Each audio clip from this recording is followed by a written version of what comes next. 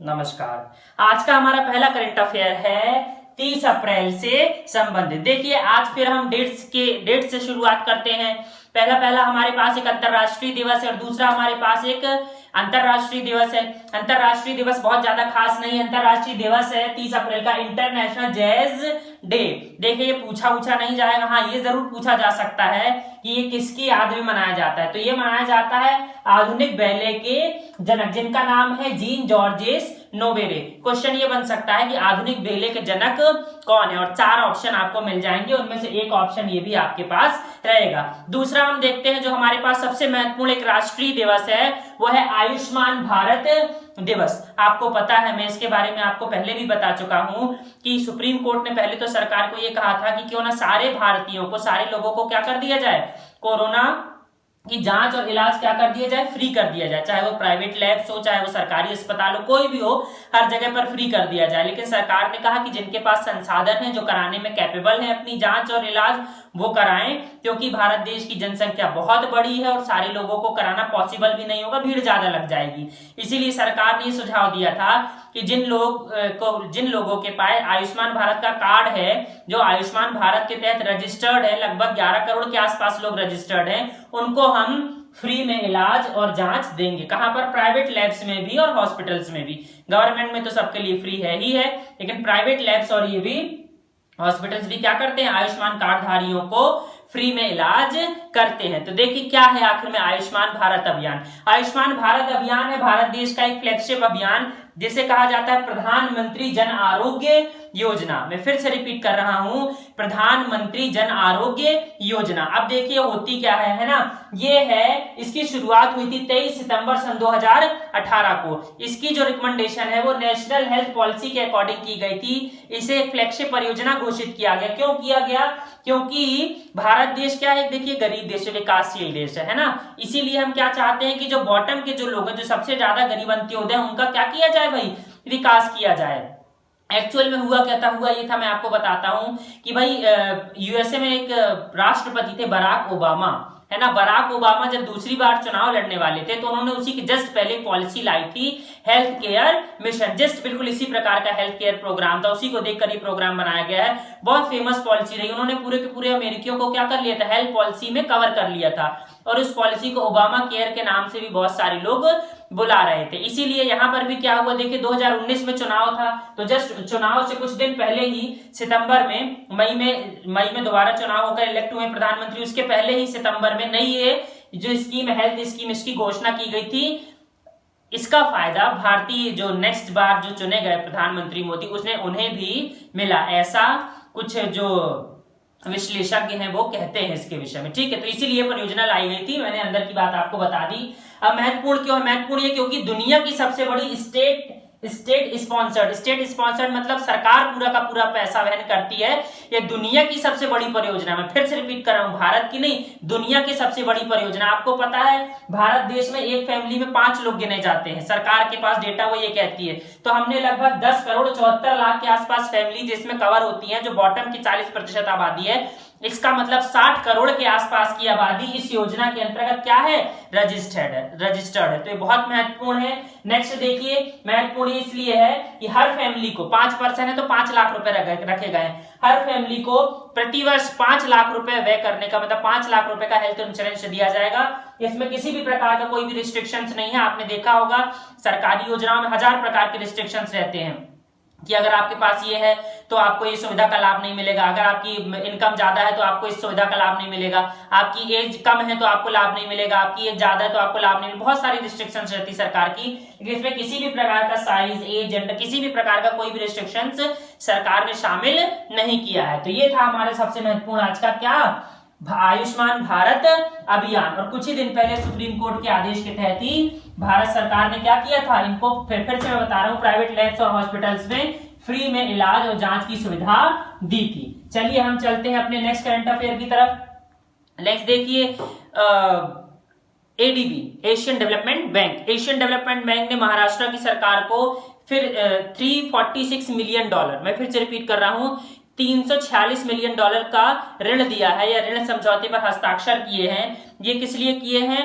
HVDC high voltage distribution system, ताकि बिजली आसानी से पहुंच सके। और जो एग्रीकल्चर का जो भाग है, आपको पता है भारत देश की आधी से ज्यादा आबादी किससे है, एग्रीकल्चर से ही संबंधित है, प्राइमरी सेक्टर से, इसीलिए उसका क्या बिजली पहुंचेगी तभी वो कार्य कर सकेगा। तो महाराष्ट्र की सरकार को $346 मिलियन ऋण के लिए समझौते पर हस्ताक्षर हो गए। इसके पहले आपको पता होगा कुछ दिन पहले ही केयर्स के तहत CARES है ना, कोविड-19 active response and expenditure support programme के तहत $1.5 बिलियन के भी ऋण समझौते पर भारत सरकार के द्वारा हस्ताक्षर किए गए थे ADB के। और आपको पता होगा 10 करोड़ क्या किए थे, 10 करोड़ क्या था भाई, $10 करोड़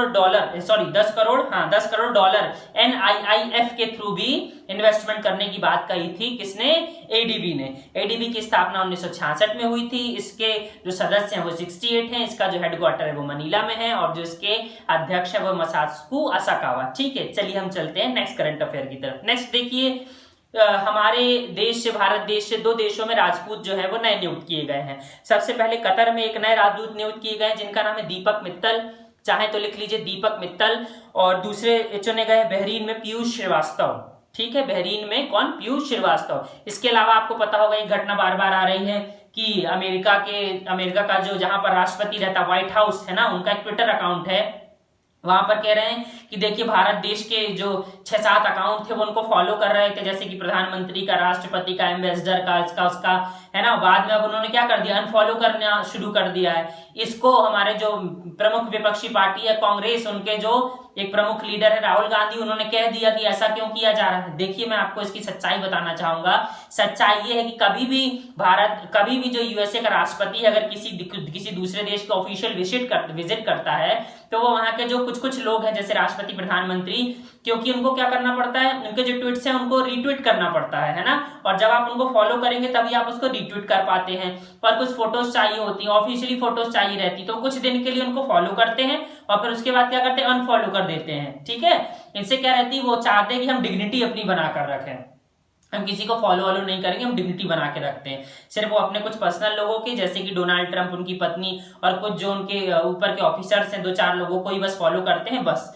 तो अब क्या किया है, व्हाइट हाउस ने अनफॉलो कर दिया है भारत देश के प्रधानमंत्री को, राष्ट्रपति को। तो बेतुक का मुद्दा बनाया जा रहा है, इसमें आप दिग्भ्रमित ना हो।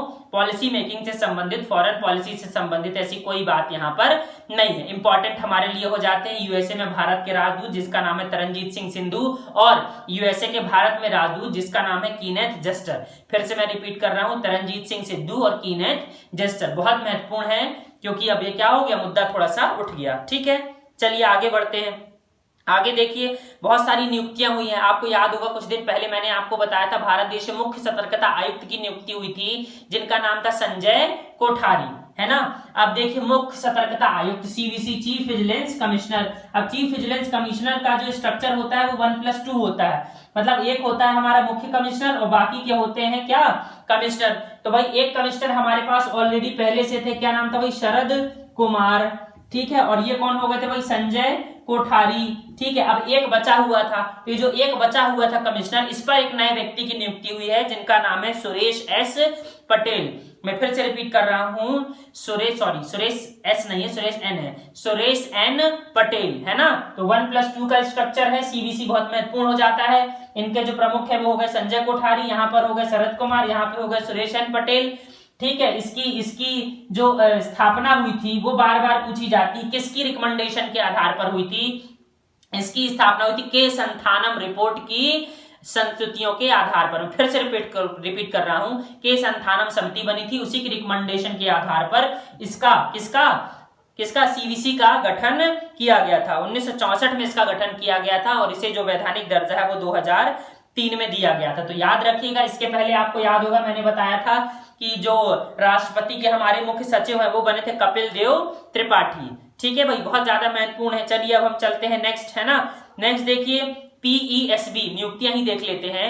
PESB का मतलब है पब्लिक एंटरप्राइजेस सिलेक्शन बोर्ड। जो हमारे पूर्व वित्त सचिव थे जिनका नाम था राजीव कुमार, उन्हें ही अब इसका अध्यक्ष बना दिया गया। तो राजीव कुमार PESB के चेयरमैन बन गए। IAS अधिकारी हैं, 1984 बैच के, झारखंड कैडर के, है ना, बहुत महत्वपूर्ण है। और इस PESB के जो डायरेक्टर है वो है कैलाश दास रत्नू, और जो इसके सेक्रेटरी है वो है किम्बू केपगेन।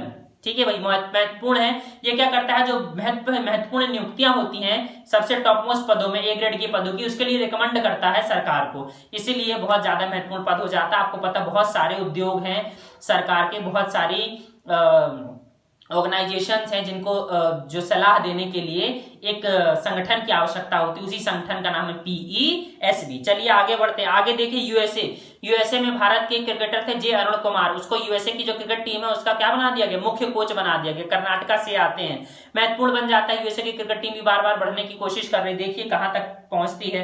नेक्स्ट देखिए, यूनाइटेड नेशन में भारत की जो स्थायी प्रतिनिधि है ना, उनकी क्या हो गई है, नई नियुक्ति हो गई है। उनका नाम है TS तिरुमूर्ति। मैं फिर से रिपीट कर रहा हूं, TS तिरुमूर्ति। इसके पहले अकबरुद्दीन थे हमारे, है ना, उनकी जगह पर आ रहा है ये TS तिरुमूर्ति। ठीक है, ये IFS अधिकारी 1985 बैच के। नेक्स्ट देखिए, PNB housing finance bank.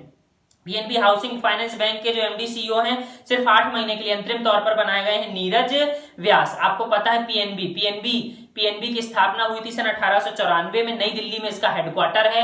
Bharat देश का दूसरा सबसे बड़ा ये क्या है, पब्लिक सेक्टर का बैंक है। पहला सबसे बड़ा बैंक है SBI, दूसरे नंबर पर PNB।